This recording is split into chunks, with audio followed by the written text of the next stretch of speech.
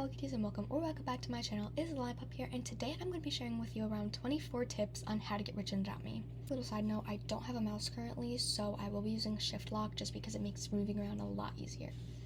Anyways, without further ado, let's get on into the tips. Tip number 1 is to either play as a baby or use alts so you can make more money. If you aren't able to use alts, another way is to actually ask your friends to join, and they probably won't be able to age up your pets for you just because they're probably aging up pets for themselves, but you can make more money, which I like to just do that if I can't play on alts, because then I still make a ton more money. It's honestly so worth it.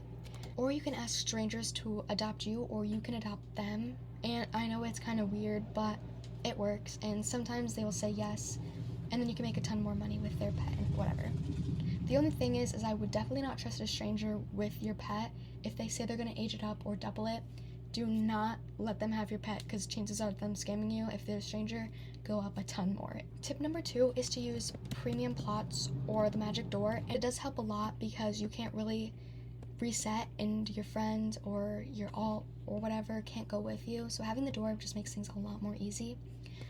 And then for premium plots, if you just want to stay on the main map and maybe you don't have a teleportation door, then using that is a lot easier, because then it's just like right there and it takes a lot less time to walk to it.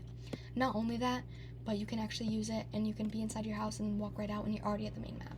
Tip number 3 is also not technically a tip, but it does help so much, and this is the order of the rotation for tasks. I'm not quite sure of what it starts at, or if it starts at anything, or if it's just randomized, but when you join a server, the order it will go is whatever's first, but I'll start from playground. Playground, school, beach, pizza shop, and then salon, and then obviously it'll go back to playground. And along with this, tip number 4, campsite task and the hospital task. These are both every 3 days, and it goes campsite, and then the day following will be the hospital task. Tip number 5 is to work at the places that you're doing tasks at. Like, say you're going to the school, you can become a teacher, or if you're going to the hospital, you can become a nurse or a doctor. This just helps you get so much more money, and I love to do this because then I get like $50 extra that I wasn't going to earn without working that day. For this video though, I'm probably not going to do it just so it's easier for explaining everything. Tip number 6 is to use the hotbar. If you don't know how to use the hotbar already, all you do is press the settings button, and it's the last one on the first page. You just press edit, and then you can add anything you need. What I like to do is I like to add some food that I use a lot, like pizza, and as well as pizza and food, I also like to add drinks. Currently I don't have very many at the moment. Putting all that there makes it so much easier to do tasks, because then you could just click it and you already have the thing out. I like to put my magic door there and my grappling hook just to make it easier to get places as well. Grappling hooks go a lot faster than cars, so it makes a whole lot of a difference. And if you don't have a grappling hook, or if you just don't think grappling hooks are as cool as cars, you can definitely put your favorite car up there too. And another thing that goes along with the hotbar is that if you're making a mega or a neon and you don't want to have to quickly go back into your inventory in between tasks, you can actually put your other pet in the hotbar that you're aging up next, so you can easily get back to it once you're done with the one pet. Tip number 7 is to stock up on food, water, and anything else you may need, just because it makes things so much easier. Like how I have stacks right here, then you can just click on it and then you won't run out for the rest of the day. And to go along with this, if you want pizzas but you don't want to go to the pizza shop or whatever, because you can't really get these ones anymore, you can go to your house and edit it and search up pizza, and the $1 pizza dough will come right up, and these will stay in your inventory forever. You can also add $300 water cooler, which it is kind of an investment since it is $300. I like to have it in my houses, but it's totally fine if you don't. Tip number 8 is to use lemonade stands or hot chocolate stands or whatever you find or whatever you have, and put them up in the center of the map. Put them to the cheapest price, or honestly whatever price you feel like putting it as. I just like to put it as the cheapest, because then more people feel like getting it. You can put as many stands up at a time that you want, so I like to put all mine up and for only $1. Usually though, when I'm using alts, I like to keep some of my stands, like my hot cocoa stand and my pizza stand, both in my house, just because those ones are best for my alts to use, and they are what I prefer my alts to use. And I picked these two because the hot dog stand, you can go up to 50, so I can make my alts give me the most money.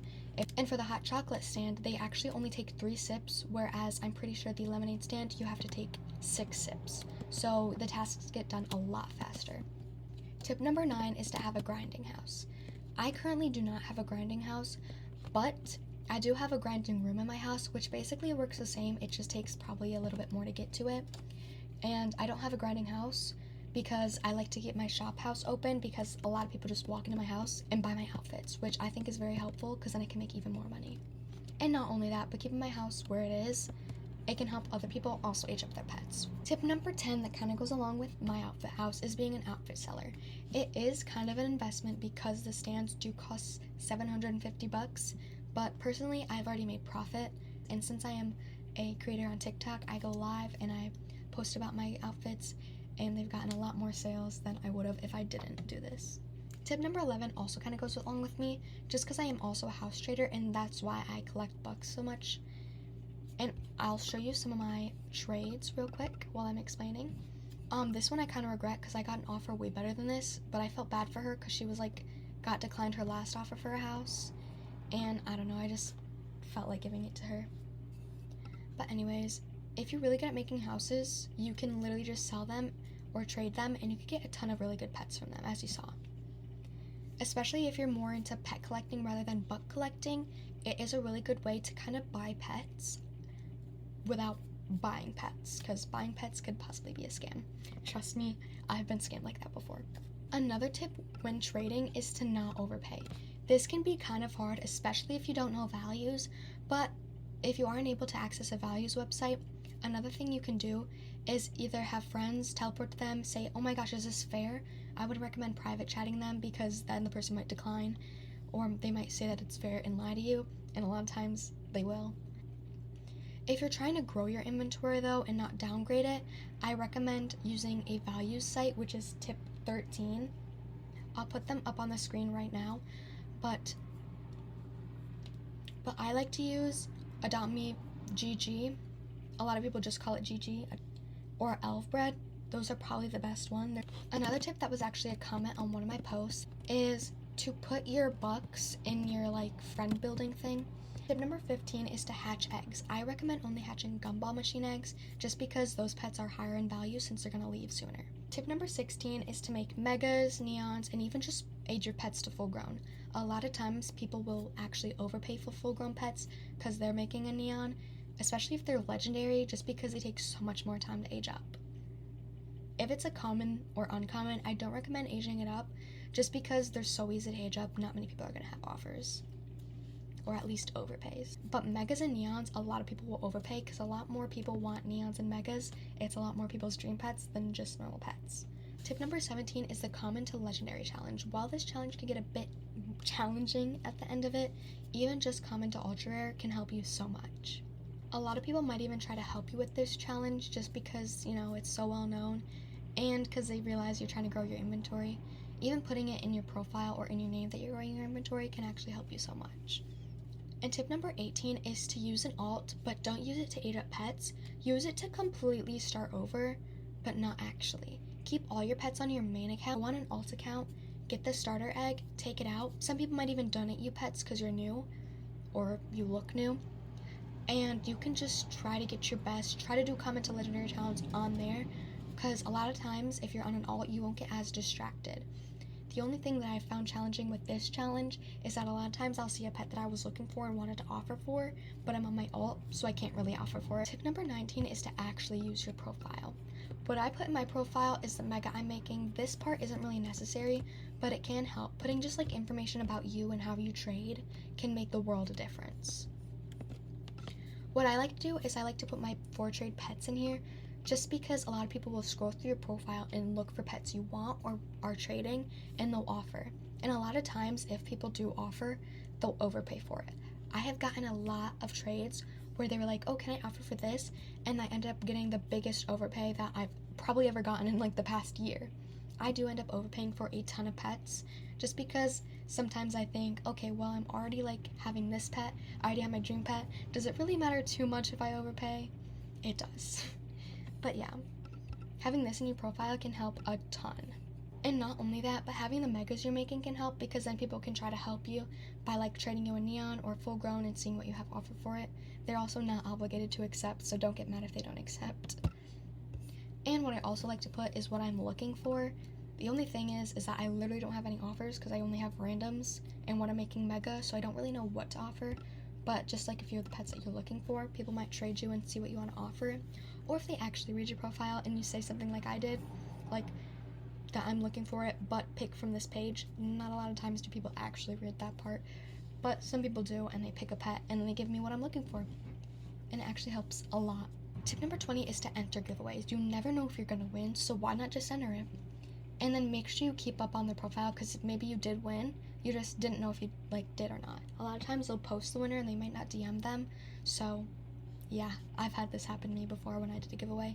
Tip number 21 is to watch lives, because a lot of times you can join the creator and they'll have like a whole entire trading server in there and you could get tons of good trades. You never know who's going to be in there, or if they'll have like your dream pet and they'll accept your offer.